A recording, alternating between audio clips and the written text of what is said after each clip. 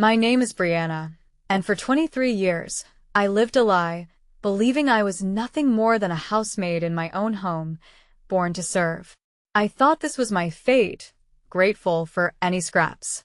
Everything changed at Brandon's wedding when I was forced to serve champagne. Amidst the opulent ballroom, Richard Whitmore, the bride's father, stopped me. His gaze wasn't just curious, he was studying me, and his trembling hand, asking about my real mother, became the trigger. Was everything a lie? Within 72 hours, shocking revelation surfaced. An old FBI cold case, a staggering DNA match, and a secret trust fund worth millions. I wasn't their servant. I was stolen. Meanwhile, Donna, my mother, was blissfully unaware, meticulously choosing her Oscar de la Renta dress, convinced her perfectly constructed world was just beginning. Before I tell you what happened next, if you enjoy stories about justice and family boundaries, take a second to like and subscribe, but only if you genuinely connect with the story. Where are you watching from right now? And what time is it there? Drop a comment and let me know. Now, let me take you back to the morning of Brandon's wedding. The day I thought would be the worst of my life. We lived in a two-story colonial in Fairfield County, Connecticut. The kind of neighborhood where every lawn was manicured and every family drove European cars. Our neighbors were surgeons, attorneys, partners at hedge funds. From the outside, the Patterson household looked like the American dream. From the inside, it was my nightmare. My bedroom wasn't a bedroom. It was the basement. A concrete floor, no windows, a thin mattress that smelled like mildew. The furnace hummed 3 feet from my head. In winter, it was the only warmth I had. In summer, it was suffocating. Every morning at 5, my alarm would ring. By 5:15, I'd be upstairs in the kitchen, scrubbing the granite countertops, preheating the Viking stove, pulling eggs and bacon from the sub-zero refrigerator. The kitchen island was Italian marble collicata. Donna once bragged to her book club. I knew every vein in that stone because I polished it daily. Gerald would come down around 7, his Wall Street Journal tucked under his arm, his tag, Hoyer, glinting on his wrist. He'd settle into his leather armchair in the breakfast nook, never once looking at me. Is it done? He'd ask without lifting his eyes from the headlines. Yes, Mr. Patterson. The coffee is weak today. Make it stronger tomorrow. That was the extent of our conversations. 23 years of monosyllables and commands. I'd set his plate on the table, the good china, the Wedgwood with the silver rim, and retreat to the kitchen. My place was never at that table. My place was beside the sink, eating whatever scraps were left after the family finished. But the thing that hurt most wasn't the cold basement or the endless chores. It was the way they referred to me. Brandon's room was on the 2nd floor, corner unit with bay windows overlooking the garden. He had a 65-inch Samsung mounted on the wall, a PlayStation 5, and a walk-in closet bigger than my entire basement. He went to St. Thomas Academy, $45,000 a year, lacrosse team, college prep. I stayed home, homeschooled, Gerald told the neighbors whenever they asked. The truth was simpler. No one taught me anything. I learned to read from old magazines Donna threw away. I learned math by counting change at the grocery store. When Brandon turned 18, Gerald handed him the keys to a white BMW 3 Series. I didn't have a driver's license. I didn't have a single form of identification. Your documents got lost in a fire. Donna told me once when I was 12 and asked why I couldn't enroll in the local middle school. It's too complicated to replace them. You're better off here with us. I believed her. Why wouldn't I? She was my mother. Brandon had an American Express Platinum card linked to Gerald's account. No limit. He bought sneakers that cost more than I'd touched in my entire life. I owned 3 dresses, all hand-me-downs from Donna, altered to fit my smaller frame. At dinner, the family sat together. Brandon would talk about his classes, his friends, his weekend plans. Gerald would nod approvingly. Donna would smile and refill his glass. I stood in the kitchen doorway waiting to clear the plates. Once when I was 14, I asked Donna why I couldn't sit with them. She laughed like I'd told a joke. Briana, honey, the table only seats 3. It seated 6. That night, I realized something I'd never admitted to myself. I wasn't part of this family. I never had been. Gerald called them the family rules. He'd written them on an index card when I was 5 and taped it to the inside of my basement door, the only decoration I was allowed.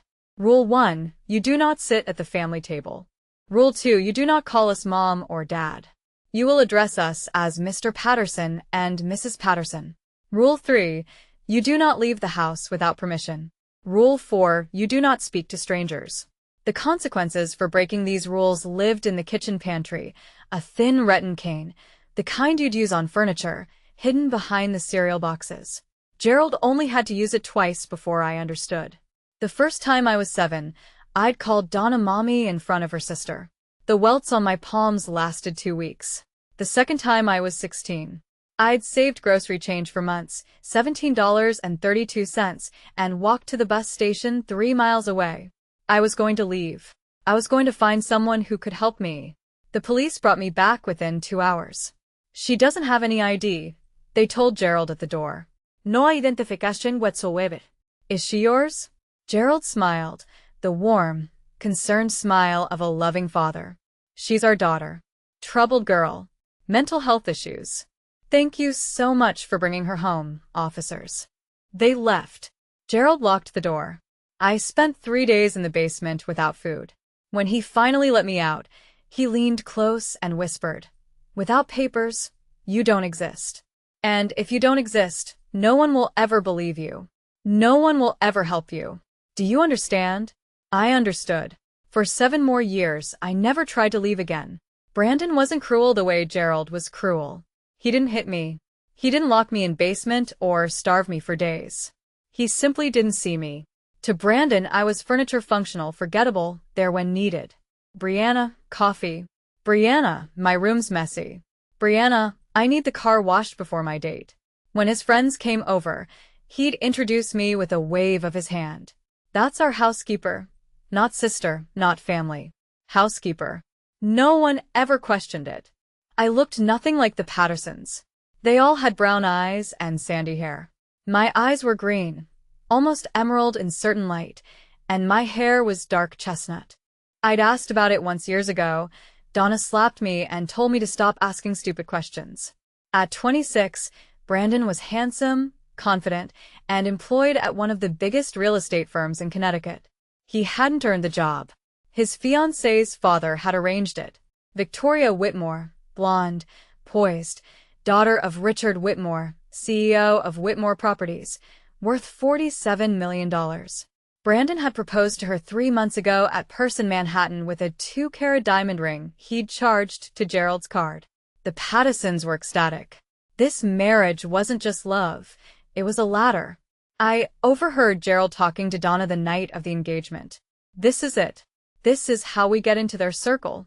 Richard Whitmore could change everything for us. They didn't know that Richard Whitmore would change everything. All right, just not the way they expected. The woman Brandon was marrying would become instrumental in destroying the life the Pattersons had built. Not because of her, because of her father. I was 15 when I finally asked the question I'd been holding inside for years.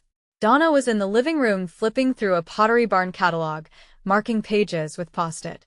I'd just finished mopping the floors, and my hands were raw from the bleach. Mrs. Patterson. She didn't look up. What? Why am I different from Brandon? The catalog lowered. Her eyes, cold, flat, the color of dishwater, met mine. Different. How? Why does he get to go to school? Why does he sit at the table? Why do I have to?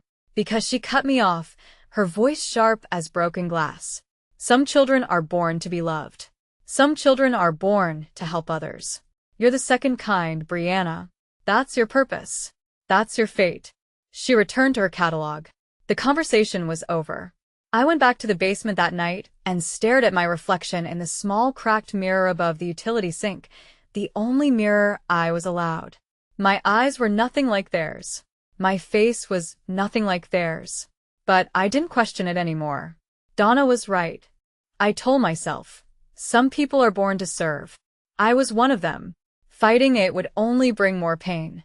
For 8 more years, I believed that. I woke at 5. I scrubbed and cooked and cleaned. And I told myself, this was my life. This was what I deserved. Then came Brandon's wedding and the man who looked at my face and saw someone else entirely. I didn't know it yet, but in 24 hours, every lie I'd been told would begin to unravel. The wedding announcement came 6 months before the ceremony. Brandon and Victoria would marry at the Ritz-Carlton in White Plains, 200 guests, a live orchestra, a 5-tier cake from a bakery in Manhattan. Total cost $200,000, generously covered by Richard Whitmore. Gerald practically floated through the house for weeks. "This is the biggest day of our lives," he kept saying. "The Whites are old money, Connecticut aristocracy. We need to make an impression." Donna threw herself into planning. She coordinated with Victoria's mother on flowers, catering, the rehearsal dinner. She bought a new dress, Oscar de la Renta, champagne-colored, for $1,000. I assumed I'd be a bridesmaid. I'd spent 6 months helping prepare, addressing invitations, organizing RSVPs, picking up dry cleaning. I'd even practiced walking in heels, imagining myself in a lavender gown, standing beside the altar. Then 3 weeks before the wedding, Donna sat me down in the kitchen. "We need to discuss your role," she said. My heart lifted. "Am I walking with the bridesmaids?" She laughed, not kindly. "No, Briana. "You'll be helping with service, passing out champagne, making sure guests have what they need." The words hit me like ice water. "You want me to work the wedding? It's not working, it's helping." Her smile was thin and practiced. "You know how you are, sweetheart. Clumsy, awkward. If you stood up there in front of the Whiters, they'd wonder what's wrong with you. Is that what you want? To embarrass Brandon on his special day?" I shook my head slowly, the familiar numbness settling in. Later that night, the wedding invitations arrived from the printer. Embossed gold lettering, 600G cotton paper. I searched through every card. My name wasn't on the family list. It wasn't anywhere at all. The rehearsal dinner was held at the Greenwich Country Club. White tablecloths, crystal stemware, champagne that cost more per bottle than I'd seen in a year. The Whitmores had reserved the entire terrace overlooking the golf course. I wore black simple dress, white apron. Donna had selected the outfit herself. "You look professional," she'd said, adjusting my collar. "Remember, smile. Don't speak unless spoken to, and stay invisible." I carried a silver tray of champagne flutes through the crowd. Whitmore cousins, business associates, old money families whose names I recognized from the society pages Donna left lying around. No one looked at me. I was part of the scenery until Victoria noticed. She approached me near the bar, her blonde hair swept into an elegant updo, her engagement ring catching the sunset light. "You're Brandon's sister, right, Briana?" I nearly dropped my tray. "Yes, ma'am." "Why aren't you sitting with the family?" Before I could answer, Donna materialized at my elbow, her laugh high and bright. "Briana prefers to help out. She's shy, always has been, happier in the background." She patted my arm with the affection of a woman posing for cameras. Victoria's brow creased, but she nodded politely and drifted back to her fiancé. I resumed my rounds. That's when I noticed him, Richard Whitmore, Victoria's father, standing near the railing with a glass of scotch, watching me, not glancing. Watching. His face had gone pale, his jaw tight. He approached slowly. "Excuse me, what's your name?" "Briana, sir." "Briana?" He said it like he was testing the sound. "Do you know? Do you happen to know who your birth mother is?"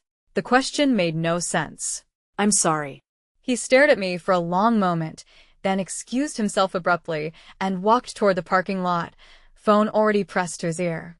Donna watched him go, her smile frozen, her knuckles white around her champagne glass. The night before the wedding, I sat alone in my basement. Upstairs, I could hear laughter, Donna toasting with her sisters, Brandon's college friends clinking bottles in the living room, the house Thracian. Down here, there was only the hum of the furnace and the drip of a leaky pipe. I held the black uniform I'd wear tomorrow, pressing out the wrinkles with my hands since I wasn't allowed to use the iron after 9 p.m. Beside me lay the white apron, starched and spotless. On my lap was a photograph, the only one I had of myself with the family. I was 5 in the picture, standing at the edge of the frame while Gerald, Donna, and toddler Brandon posed together by the Christmas tree.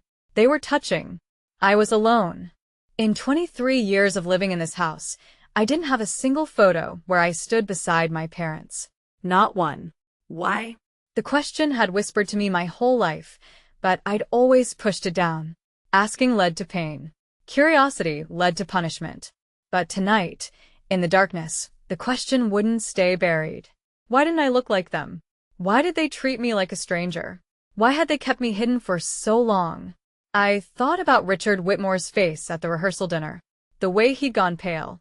The tremor in his voice when he asked about my mother. He'd looked at me like he knew me, like he'd been looking for me. But that was ridiculous. No one had ever looked for me. No one had ever wanted me. Tomorrow I would serve champagne at my brother's wedding while my family pretended I didn't exist. Then life would go on exactly as it always had. At least that's what I believed. I had no idea what was coming. I woke at 4 a.m. on the morning of Brandon's wedding. The house was silent.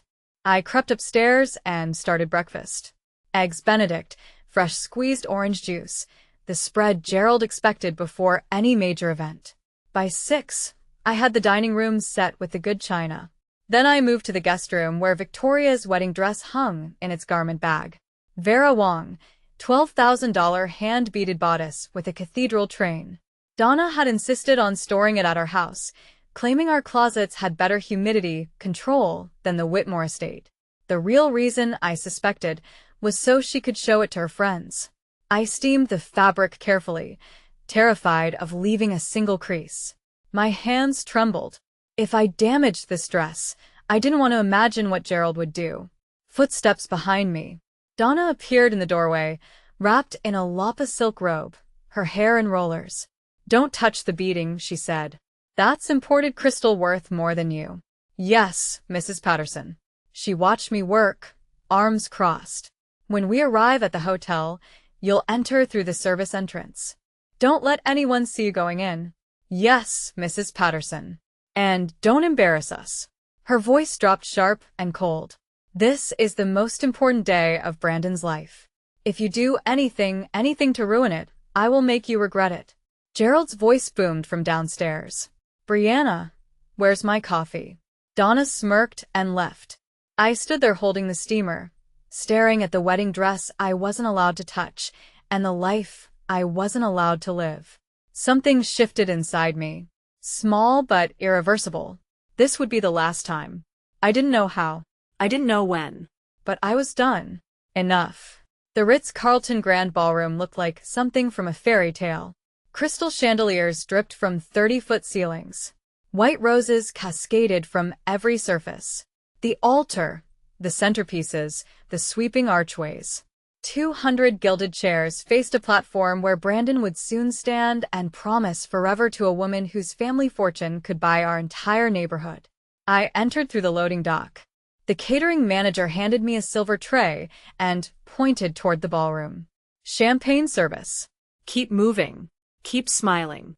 "Don't engage in conversation." I nodded and took my position. Guests streamed in. Women in designer gowns. Men in bespoke suits. Diamonds glittering under the chandeliers. I was between them offering flutes of Veuve Clicquot. My eyes fixed on the floor. A woman in Chanel stopped me. "Excuse me. "Are you at the hotel?" "Yes, ma'am." The lie came easily. Gerald passed by without a glance.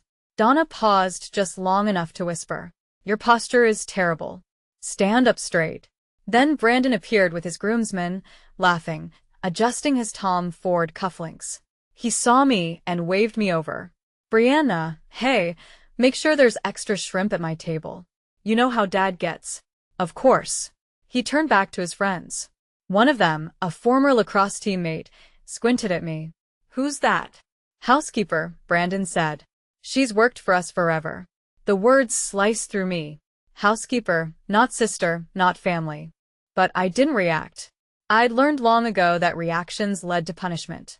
I returned to circulating, offering champagne to people who looked through me like glass. Then I felt it, someone watching. I turned. Across the ballroom, Richard Whitmore stood alone, his champagne untouched, his eyes locked on my face. He wasn't just watching this time. He was studying me. The ceremony began at 4 o'clock. A string quartet played Pachelbel's canon as Victoria floated down the aisle in her Vera Wang gown, the train trailing 15 feet behind her. Brandon waited at the altar, beaming, his hands clasped in front of him. Gerald and Donna sat in the front row, dabbing their eyes with monogrammed handkerchiefs. I stood at the back of the ballroom, tray in hand, watching my family from 50 feet away. The officiant spoke about love, commitment, the sacred bond of marriage. Brandon's voice cracked when he said his vows. Victoria's eyes glistened as she slipped the Tiffany band onto his finger. They kissed. The room erupted in applause, and I stood there invisible, holding champagne I wasn't allowed to drink. For a moment, I let myself imagine a different life. One where I sat in that front row beside Donna.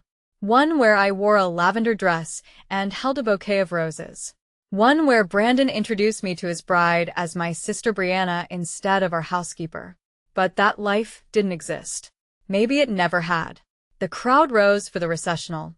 Brandon and Victoria swept down the aisle, arm in arm, showered with rose petals.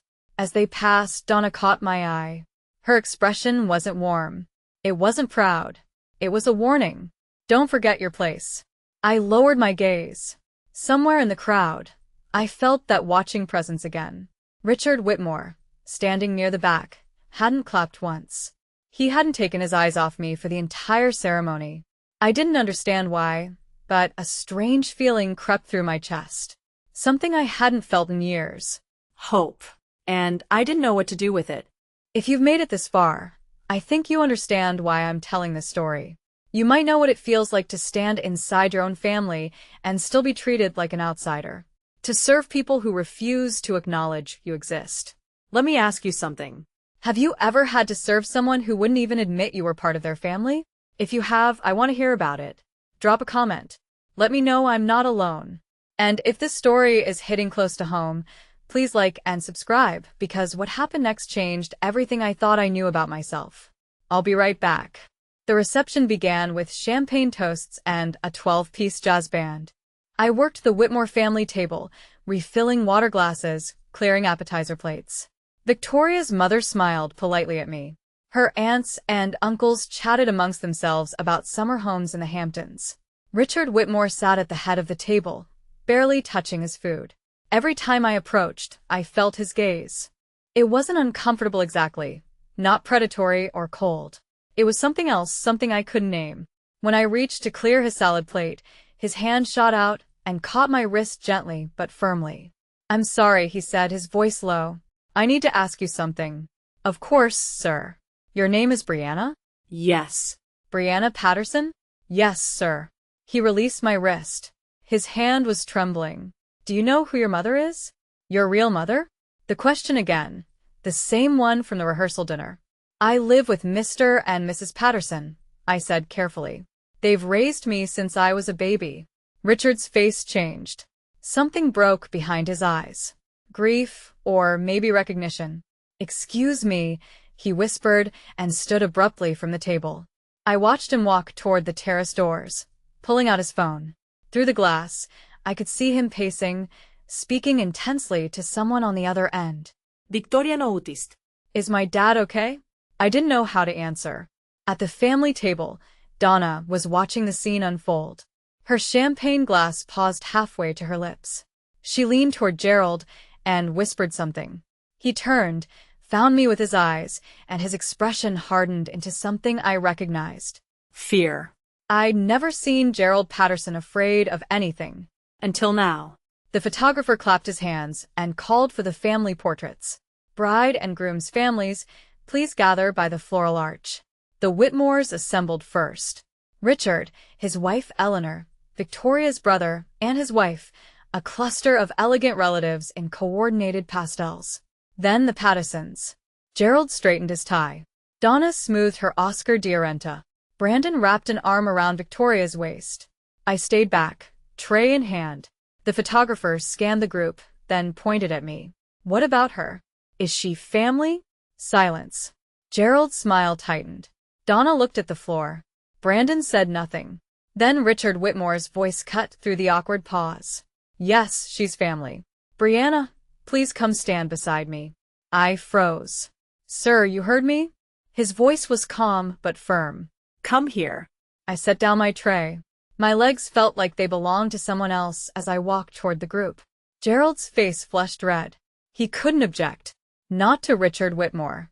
Not the man paying for this entire wedding, but I could see his jaw working, the fury barely contained. Richard placed his hand on my shoulder. His palm was warm, steadying. Right here, he said softly. This is where you belong. The photographer adjusted his lens. Everyone ready?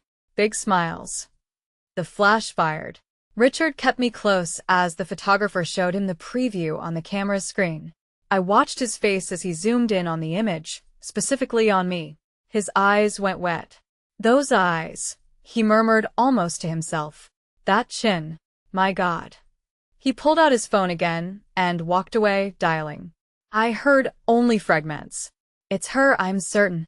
Get the file, the FBI cold case from 2003, and prepare a DNA kit tonight.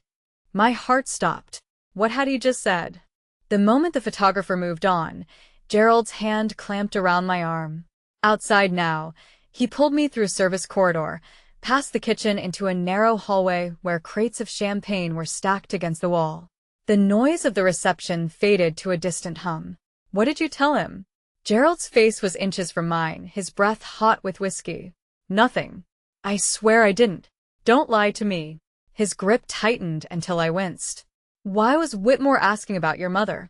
I don't know. He just asked and I said I lived with you. Gerald shoved me against the wall. The crates rattled. Listen to me carefully. His voice dropped to a hiss. If you say anything to anyone about our family, I will throw you out on the street. No money, no clothes, nothing. You'll be homeless within a week. Do you understand? Donna appeared at the end of the hallway, her heels clicking against the concrete.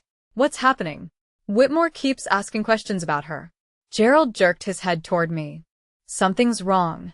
Donna's eyes narrowed.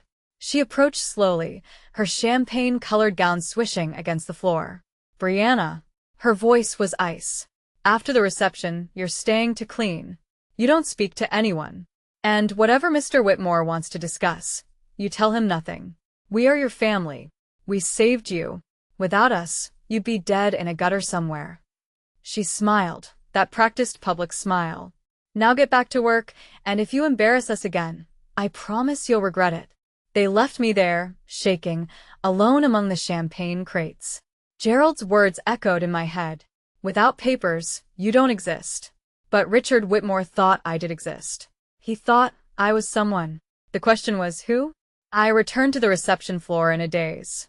The jazz band had started and couples swayed on the dance floor, Brandon and Victoria in the center, their foreheads touching, the picture of newlywed bliss. Gerald and Donna sat at the family table, laughing with guests, performing their roles as devoted parents. I picked up my tray and resumed circulating, but my hands wouldn't stop trembling. Gerald was right. Without documents, without proof of identity, I was no one. If I tried to leave, I'd be picked up by police within days. A vagrant with no name, no history, no one to claim her. This was my life. It always had been. It always would be. I drifted toward the ballroom's edge, toward the exit. Maybe I could just slip away, disappear into the night, walk until my legs gave out, and let whatever happened next happen. What difference did it make? No one would miss me. No one would even notice I was gone. Briana. I turned. Richard Whitmore stood behind me, his face etched with something I didn't recognize. Concern? Grief? May I speak with you privately, just for a moment? I glanced toward the family table. Donna was watching us, her smile frozen. I don't think I should, please. His voice cracked. It's important. I've been looking for someone for a very long time. He reached into his jacket pocket and pulled out a photograph. It was old, faded, soft at the edges, like it had been handled countless times over many years. A young woman holding an infant, dark chestnut hair, green eyes exactly like mine. Do you recognize anyone in this picture? Richard asked quietly, my throat closed. I don't know who that is, but something deep inside me stirred. Something that felt like remembering. Richard led me to the terrace overlooking the hotel gardens. The night air was cool. Inside, the reception continued. Clinking glasses, bursts of laughter, the band launching into a Sinatra standard. Out here, there was only the distant hum of traffic and the hammering of my own heart. Richard held the photograph toward me again. In the soft light from the ballroom, I could see it more clearly now. The woman was young, mid-20s maybe, with a tired but radiant smile. The baby in her arms was wrapped in a pink blanket, eyes closed, impossibly small. "This is my sister, Margaret," Richard said. "And the baby is her daughter, Briana Ashford Whitmore." I stared at him. "I don't understand." 23 years ago, Margaret's baby was taken from Stamford Hospital, kidnapped from the nursery in the middle of the night. His voice wavered. "My sister spent 5 years looking for her. She hired investigators, worked with the FBI, never stopped believing her daughter was alive." He swallowed hard. "She died when the baby would have been 5. Heart failure, but the doctors said it was grief. She simply gave up." "I'm so sorry." My voice came out as a whisper. "But I don't see what this has to do with me." Richard turned to face me fully. "Briana." The baby's name was Briana. She had green eyes, rare in our family, but Margaret had them, too. He gestured toward my face. "That nose, that chin, the shape of your mouth, it's identical." I took a step back. "Mr. Whitmore, I think you're confused. I've been searching for 23 years. Tears streamed down his cheeks. "And when I saw you at the rehearsal dinner, I knew. I knew." He reached into his other pocket and withdrew a small plastic container. "Please let me take a DNA sample. If I'm wrong, I'll never bother you again. But if I'm right," he steadied himself. "If I'm right, then the people in that ballroom are not your family. They're the people who stole you." The words hung in the air like smoke. "Stole you." For 23 years, I'd been told I was worthless. Born to serve. Lucky to have a roof over my head. And now this man, this stranger, was telling me I might have been stolen, that the people who raised me might be criminals, that I might have a family who actually wanted me. It was too much, too impossible. "I can't," I said, backing away. "I can't do this. Briana, please." Richard's voice was gentle but urgent. "I have a lab on standby. AB certified, the gold standard for DNA testing. Results in 72 hours. Even if the test matches, if it matches, you're Margaret's daughter. You're my niece," he swallowed. "And you're the legal heir to the trust she established before she died." I stopped. "What trust?" "Margaret never gave up hope that her daughter would be found. She set up a trust fund in your name, in Briana Ashford Whitmore's name, to be released if you were ever recovered. It's been growing for 23 years. "How much?" Richard met my eyes. $12 million. The terrace tilted beneath me. "But this isn't about money," he said quickly. "It's about the truth. It's about justice. And it's about giving my sister peace. Finally knowing what happened to her child." Inside, the band shifted to a slow ballad. I could see Donna through the glass doors, scanning the room, looking for me, looking for her property. I thought about the basement, the rules, the cane in the pantry. 23 years of being told I was nothing. And then I thought about Margaret Whitmore dying of grief, never knowing what happened to her baby girl. I met Richard's eyes. "What do I need to do?" He opened the DNA kit. "Just open your mouth." The next 72 hours were the longest of my life. I went back to my routine, waking at 5, scrubbing, cooking, cleaning. But everything felt different now. Every time Gerald barked an order, I looked at his face and wondered, "Did you buy me?" Every time Donna criticized my work, I heard Richard's voice. "The people who stole you, they noticed the change." "What's wrong with you?" Donna demanded on the second morning. I'd let the coffee sit too long, and it had turned bitter. "Nothing, Mrs. Patterson. I'm just tired." "You're always tired." She poured the coffee down the sink. "Make another pot, and this time, pay attention." I made another pot. I washed the dishes. I folded the laundry. But in my pocket, I carried the slip of paper Richard had given me, his personal cell phone number written in blue ink. Brandon and Victoria had left for their honeymoon in Bali. The house felt quieter without him, but no less oppressive. On the third night, I lay awake in the basement, staring at the concrete ceiling, counting the hours. Then my phone buzzed. The old Nokia, the only device I owned, purchased with saved grocery change, glowed with a text message from an unknown number. Results are in. Can you meet tomorrow? 10 a.m. Cafe on Main Street. RW. My heart stopped, then started again racing. I typed back. I'll be there. The next morning, I told Donna I needed to buy cleaning supplies. She barely looked up from her magazine. Be back by noon. I have guests coming for lunch. Yes, Mrs. Patterson. I walked out the door and kept walking toward the truth, toward the answer to every question I'd been too afraid to ask.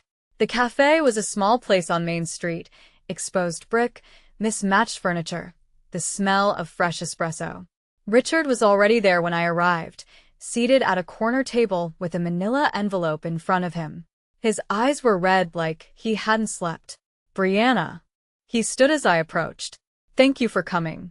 What do the results say? He didn't answer immediately. Instead, he slid the envelope across the table. I opened it with trembling fingers. The document inside was covered in numbers and technical language. ALS low-key probability calculations. But one section was highlighted in yellow. Combined paternity index 99.97%. Conclusion. The tested individual, Briana Patterson, is the biological daughter of Margaret Eleanor Whitmore, deceased. I read it 3 times for times. The words didn't change. You're my niece, Richard said softly. You're Margaret's daughter. You're Briana Ashford Whitmore. The room tilted. I gripped the edge of the table. This is real. It's real. I've already contacted the FBI. The cold case from 2003 is being reopened. He reached across the table and placed his hand over mine. Gerald and Donna Patterson will be investigated. If they acquired you through illegal means, if they purchased you from traffickers, they'll be prosecuted. Prosecuted? The word tasted foreign. Federal charges, human trafficking, document fraud, child endangerment. Richard's voice hardened. They could face 15 to 20 years. I sat back in my chair. The DNA report clutched against my chest. 23 years. 23 years of basement and beatings and being told I was born to serve. And none of it was true. I wasn't worthless.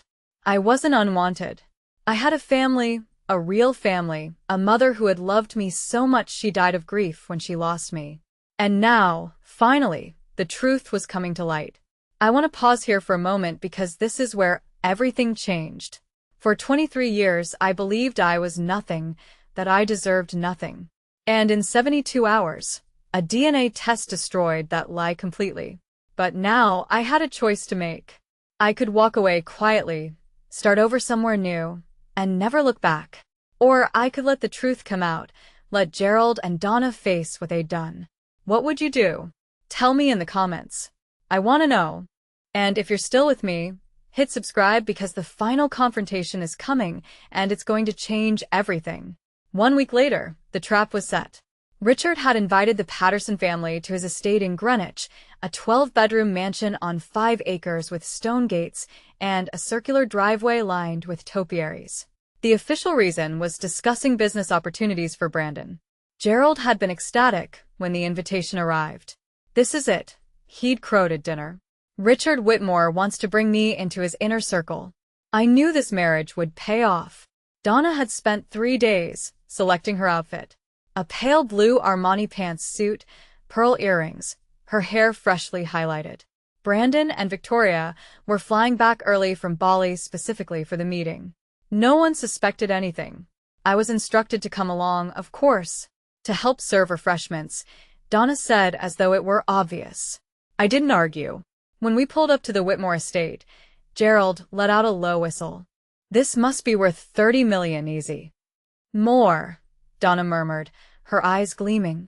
We were ushered into the main sitting room, a cavernous space with 20-foot ceilings, oil paintings and gilded frames, furniture that looked like it belonged in a museum. Richard greeted us warmly, shaking Gerald's hand, kissing Donna's cheek. Please make yourselves comfortable. Brandon and Victoria should be here any moment. I hung back near the doorway watching. Gerald didn't notice the other people in the house. The man in the gray suit waiting in the adjacent room. The woman with the manila folder on her lap. But I did. Richard caught my eye and gave an almost imperceptible nod. The FBI agents were in position. The evidence was ready. And Gerald and Donna Patterson had walked straight into the reckoning they'd spent 23 years avoiding. A housekeeper brought in AMT service, bone china worth more than the Patterson family car. Donna accepted her cup with exaggerated graciousness, crossing her legs at the ankle like she'd seen in old movies. "This is a beautiful home, Richard," she said. "Just stunning." "Thank you." Richard settled into his armchair, his expression pleasant but unreadable. "I want to discuss something with you before Brandon arrives." "Something about Briana?" Gerald's cup rattled against its saucer. "Briana?" Yes. Richard gestured toward where I stood near the doorway. "She's been part of your family for quite some time, hasn't she?" "Since she was a baby," Donna said quickly. "We adopted her when she was just a few months old. Gave her everything. A home, food, education. We've been very good to her." "Adopted?" Richard nodded slowly. "That's interesting because I had my attorneys check the county records. There's no adoption paperwork on file for anyone named Briana Patterson." Silence. Gerald sat down his teacup. "The records must be incomplete. You know how government agencies are. Things get lost." "I also checked with the state of Connecticut," Richard continued, his voice still calm. "No birth certificate, no social security number issued at birth, no hospital records anywhere in the tri-state area." Donna's practiced smile was starting to crack. "What exactly are you implying, Richard?" "I'm implying that Briana has no legal identity, no documentation whatsoever." He leaned forward, which raises a very interesting question. "Where did she come from?" Gerald stood abruptly. "I don't know what kind of game you're playing, but I don't appreciate the accusation." Richard didn't flinch. "It's not an accusation, Gerald. Not yet." He opened the leather portfolio on the table beside him. "But I think you should see what's in this folder." Richard removed 2 documents from the portfolio and laid them on the coffee table. The first was the DNA report, the one I'd already seen with its highlighted conclusion and its 97% certainty. The second was older, a photocopied FBI report with a case number at the top and the word confidential stamped in red. "This," Richard said, pointing to the DNA report, "confirms that Briana is a 99.97% genetic match to my late sister Margaret Whitmore. Briana is her biological daughter." Gerald's face went from red to white. "And this," Richard tapped the FBI document, "is the cold case file from March 2003. My niece, Briana Ashford Whitmore, was abducted from Stanford Hospital when she was 6 months old. She was never found." He looked up at Gerald until now. Donna's teacup slipped from her fingers and shattered on the Persian rug. "This is insane," Gerald sputtered. We would never then explain the documents." Richard's voice hardened. "Explain why she has no birth certificate, no adoption records, no proof that she was ever legally your child. There was a fire." Donna's voice pitched high. "Records were lost." "There was no fire." Richard cut her off. "I checked every hospital in a 300-mile radius. No fire, no lost records, no Briana born to any family named Patterson." The door to the adjacent room opened. A man in a gray suit stepped through, followed by a woman holding a badge. "Gerald Patterson." Donna Patterson. The man's voice was flat. "Official. I'm Special Agent Morrison with the FBI. We have some questions about the acquisition of your daughter." Gerald stumbled backward, his face ashen. Donna began to cry, and I stood there watching the walls finally close in on the people who had called themselves my parents. What happened next moved quickly. Special Agent Morrison produced a warrant. His partner, Agent Chen, now Agent Smith, I'd later learned she'd recently married, began reading the Miranda rights. "Gerald Patterson, Donna Patterson, you are under arrest for suspicion of human trafficking, document fraud, and child endangerment. You have the right to remain silent. Anything you say can and will be used against you in a court of law." Gerald tried to run. He made it 3 steps before Agent Morrison caught his arm and pinned him against the wall. The man who had terrorized me for 23 years, who had starved me, beaten me, told me I was nothing, whimpered like a child as the handcuffs clicked around his wrists. Donna collapsed onto the sofa, mascara streaming down her cheeks. "Briana," she wailed. "Briana, please tell them this is a mistake. We're your family. We raised you." I looked at the woman who had slapped me for asking questions, who had locked me in basement, who had told me I was born to serve. "You raised me as a servant," I said. My voice was calm, steady. "You never treated me like family. Not once. We gave you everything. You gave me a mattress on a concrete floor." I took a step closer. "You took my identity. You took my childhood. You took my mother from me." Donna's face crumpled. "We didn't know. We thought you knew."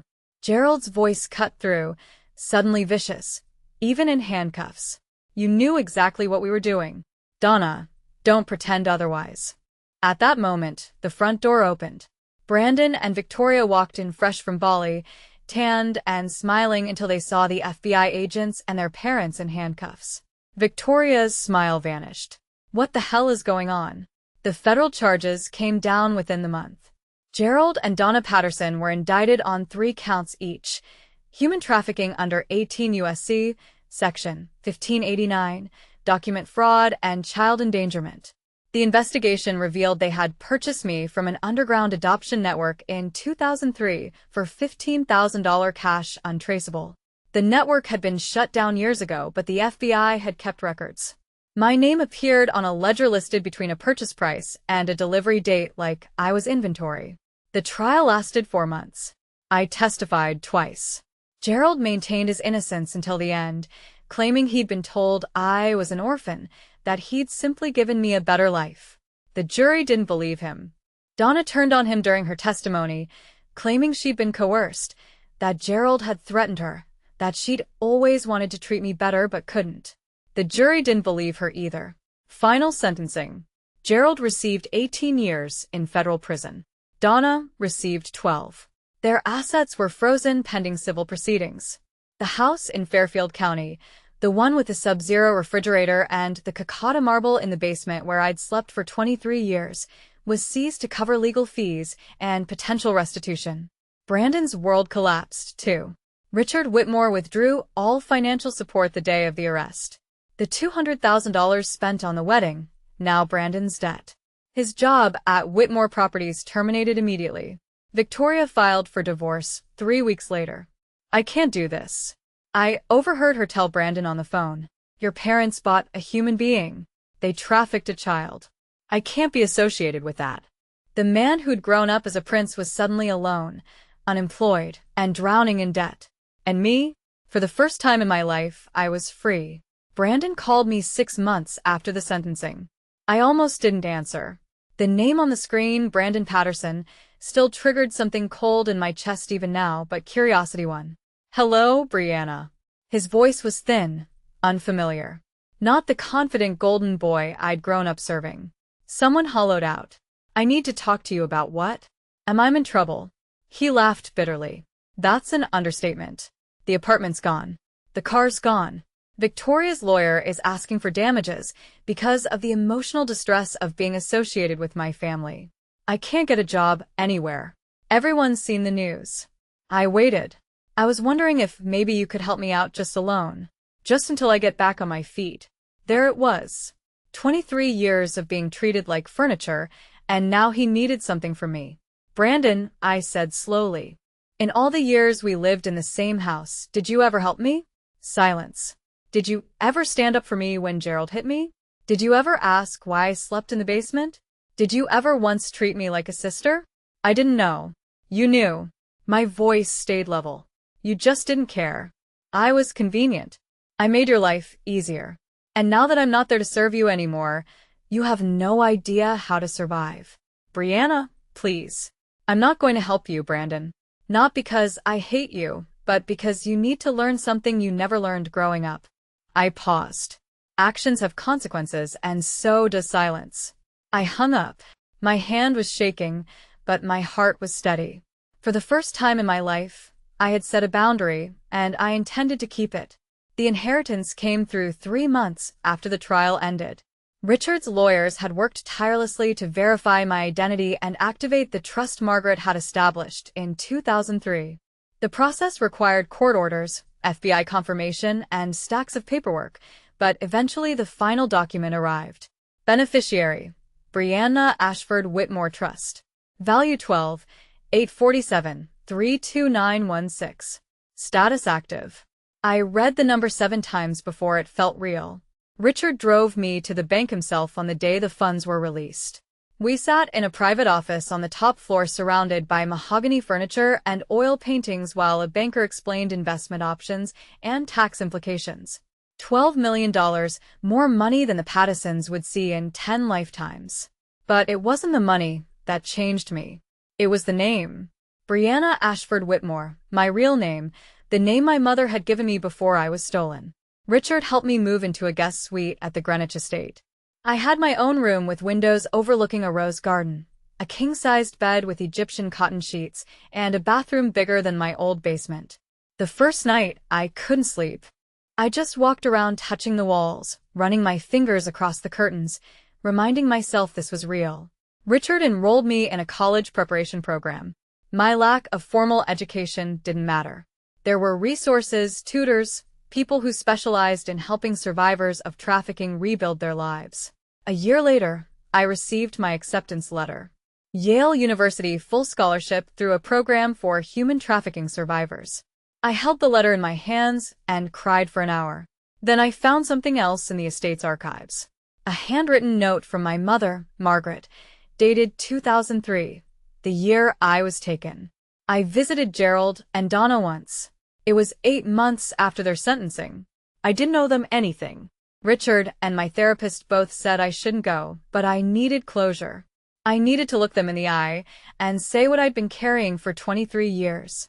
The Federal Correctional Facility was in northern Pennsylvania.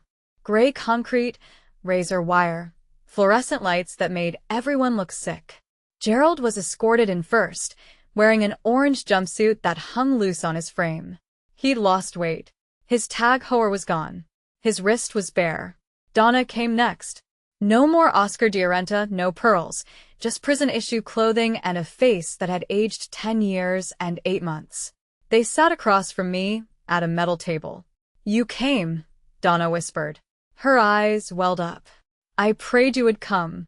"I'm not here for reconciliation," I said. "I'm here because I have something to say."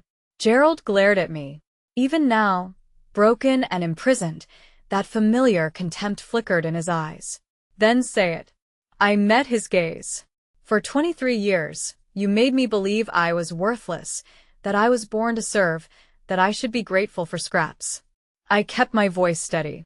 "But you were wrong. I wasn't born to serve. I was stolen, and you knew it." Donna sobbed. "We thought we were saving you." "You thought you were getting free labor." I cut her off. "I'm not here for your excuses. I'm here to tell you I'm done. I'm not carrying your shame anymore. I'm not carrying your cruelty." I stood. "I will never forget what you did to me. But I won't let it define me either." I walked out without looking back. And I never saw them again. I'm writing this from my dorm room at Yale. It's small, much smaller than the suite at Richard's estate, but it's mine. My name is on the door. My books are on the shelves. My acceptance letter is framed above my desk. Some mornings I still wake up at 5 out of habit. But now, instead of scrubbing floors, I make coffee and read my psychology textbooks. I'm studying to become a therapist, specifically to work with survivors of trafficking and family abuse. I want to help people like me find their way out of the darkness. On my nightstand, next to my alarm clock, I keep 2 things. The first is my new birth certificate, Briana Ashford Whitmore, born March 3, 2003 at Stanford Hospital, California. Mother, Margaret Ella Laner Whitmore. The second is the letter Richard found in Margaret's archives. The one she wrote to me the week I was taken before she knew I'd been stolen. "My darling Briana, if you're reading this one day, I want you to know that you were the greatest gift I ever received. From the moment you were born, I knew you were meant for extraordinary things. No matter what happens, no matter where life takes you, remember you are loved. You're wanted. You are enough." I read it every morning. 23 years I believed I was nothing, that I was born to serve, that I didn't deserve a seat at the table. Now I know the truth. I was born to be loved, and I'm spending the rest of my life making sure others know they were too. Thank you for staying with Briana until the end. Many details in Briana's story have been dramatized to deliver meaningful messages and life lessons. However, life is full of unexpected twists, and situations like this do happen more often than we'd like to believe.